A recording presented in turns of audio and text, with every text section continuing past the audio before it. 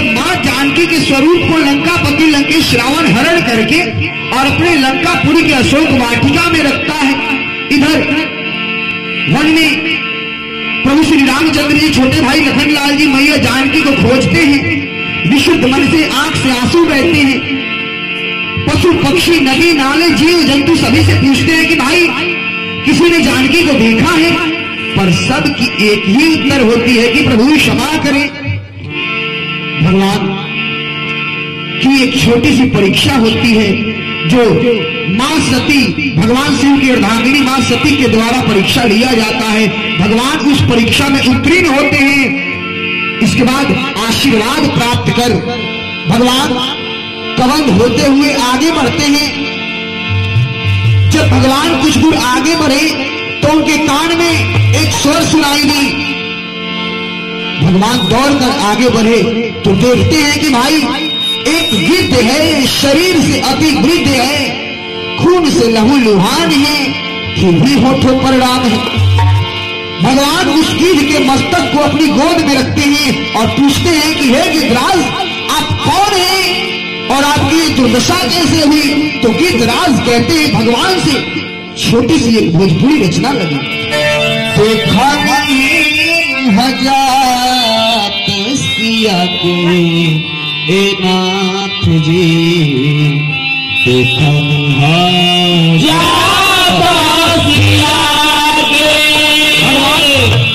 चौंक गए और गिद्धराज से पूछते हैं कि हे गिद्धराज, क्या सच में आपने देखा है और आपकी ये दुर्दशा? तो गिद्धराज कहते हैं कि प्रभु काम रहल पूछत ए रघुबर, जटायु कहे घी घिया के। काम रहल पूछत ए रघुबर, जटायु कहे घी घिया के। बिलखी बिलखी के रोअत बेचारी, बिलखी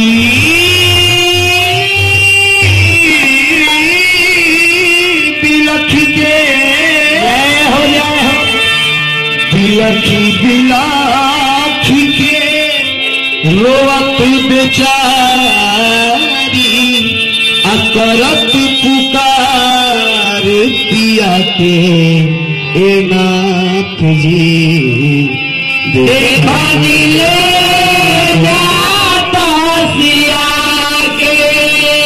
भगवान बोले कि हे गिद्धराज, चलिए आपसे पता तो चला कि आपने देखा है, किंतु आपका पंख जो है ये तो बिल्कुल कटा हुआ है, आखिर ये कैसे हुआ?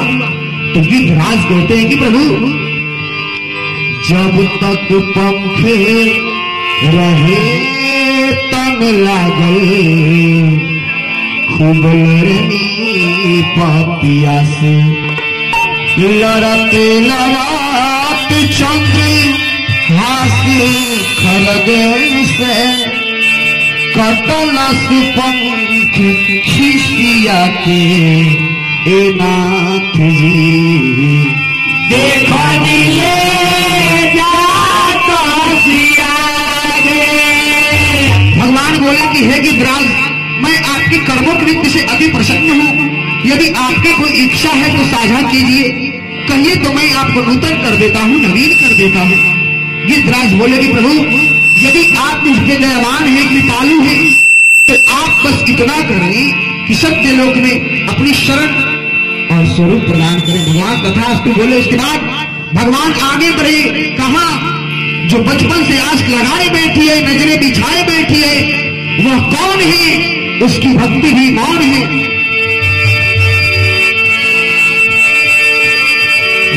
तेरा बहारे और फूल बिछावे, कब आई हो प्रभु दरस दिखावे।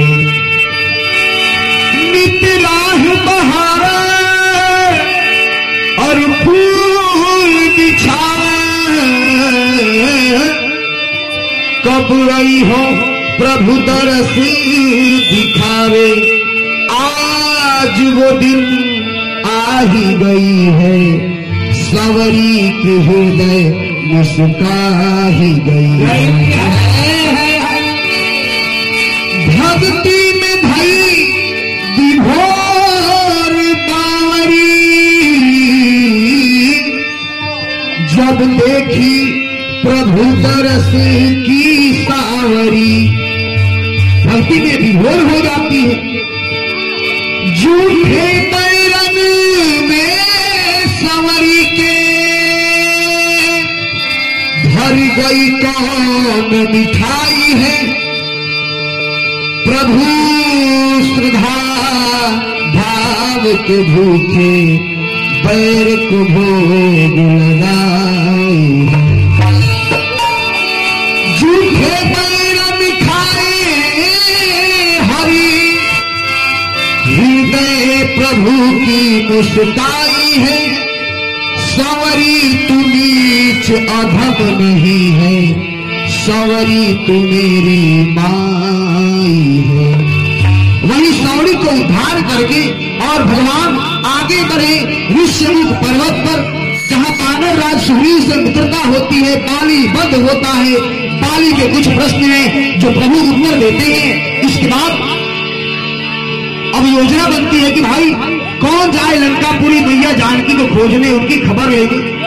तब जो बानर और भालू सेनाओं के वृद्ध हैं जामवंत जी, वो भगवान की उस बल की महिमा को सुनाते हैं जो भगवान वामन अवतार के राजा बलि को दिखाए हैं अपनी विशाल शरीर। कहते हैं कि द्राज बलि बांधत प्रभु बाढ़ेऊ,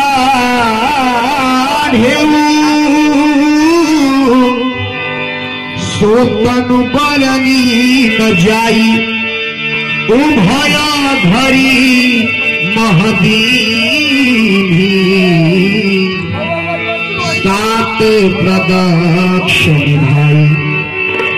कहते हैं कि जब भगवान विशाल स्वरूप में थे तब मैंने 2 क्षण में प्रभु की 7 बार परिक्रमा कर ली, लेकिन अब मैं वृद्ध हो चुका हूं। तब अंगद जी न्यायोचित खड़ा होकर के और कहते हैं, अंगद कहई जाऊं मैं पारा, जिय संशय कछु धीरति बारा, जामवंत कह तुम सब लायक, पठैयक सब ही गणनायक। अंगद जी कहते हैं कि मैं पार तो चला जाऊंगा, लेकिन वहां से सकुशल वापस आऊंगा कि नहीं, इस पे मुझे थोड़ी सी संशय है। तब जामवंत जी कहते हैं कि अंगद आप सुयोग्य हैं, कुशल हैं, किंतु आप इस सेना के नेता हैं और बिना नेता की सेना का नेतृत्व करेगा तो, इसलिए आप रहने दीजिए। और तब जामवंत जी हनुमान जी को दृष्टि करके कहते हैं, कहई ऋक्षपति सुनु हनुमान, का चुप साधी रहे बलवाना, पवन तनय बल पवन समाना, बुद्धि विवेक विज्ञान निधाना। कहते जामवंत जी कि हे हनुमान जी, ऐसा कौन सा कार्य है जो आप नहीं कर सकते? आप क्यों चुप्पी लगा करके बैठे हैं? आप तो पवन के पुत्र हैं, विशाल हैं, ज्ञानियों में अग्रगण्य हैं। एक बात और कहते हैं, कौन सु काज कठिन जग माही, जो नहीं होई तात तुम पाही, राम काज लगी तब अवतारा, सुनत ही भयउ परमतकारा। इस संसार में ऐसा कौन सा काज है जो आपके लिए कठिन है? और एक बात है कि ये आपकी जो अवतार है ये प्रभु के काज हेतु ही हुआ है। इतना बात जब हनुमान जी सुनते हैं, कनक बरन तन तेज विराजा, मानहु पर गिरिन करे राजा, सिंहनाद करी बारहि बारा, लीलन जलन दिखारा। हनुमान जी के शरीर का रंग सोने सा चमकदार हो जाता है, मानो तेज सुशोभित हो जाता है।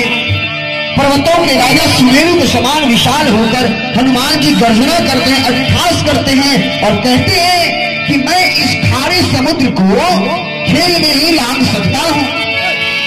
सहित सहाय रावण ही मारी, आनऊ हाथी कूट पारी, जामवंत मैं पूछूं तो ही उचित सिखावन बीज मोहि। कहते हैं मां जी कि मैं सेना सहित रावण को मारकर त्रिकुट पर्वत को उखाड़ कर प्रभु के चरणों में समर्पित कर सकता हूं। हे जाम्बवंत जी, आप मुझे उचित शिक्षा देने की कृपा करें।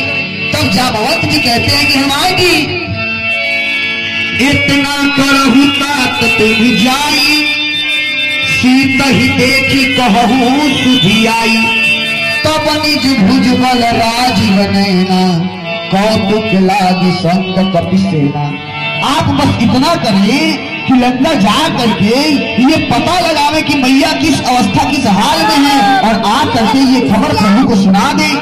तब कमल नयन श्री रामचंद्र जी अपनी बाहुबल से राक्षसों का संहार करके वापस लाएंगे। कहते हैं कपिसेन संग संहार निश्चर राम सीतहि आनी है, त्रिलोक पावन सुजस सुर मुनि नारदादि बखाए। जो सुनत गावत कहत समुझत परम पद नर पावई, रघुवीर पद पथोज मधुकर दास तुलसी गावई।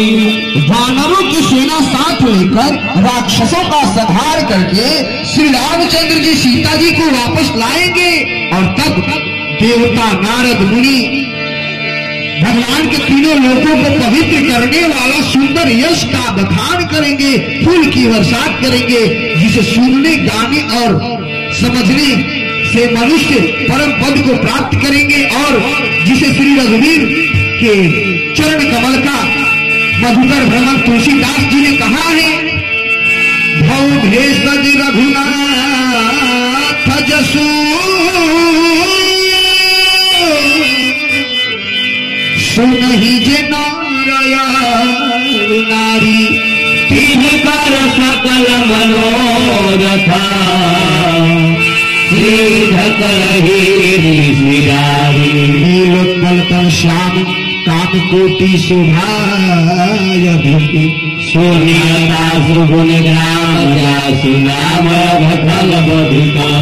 श्री रघुवीर जी का यश जन्म और मरण रूपी रोगों अचूक दवा है।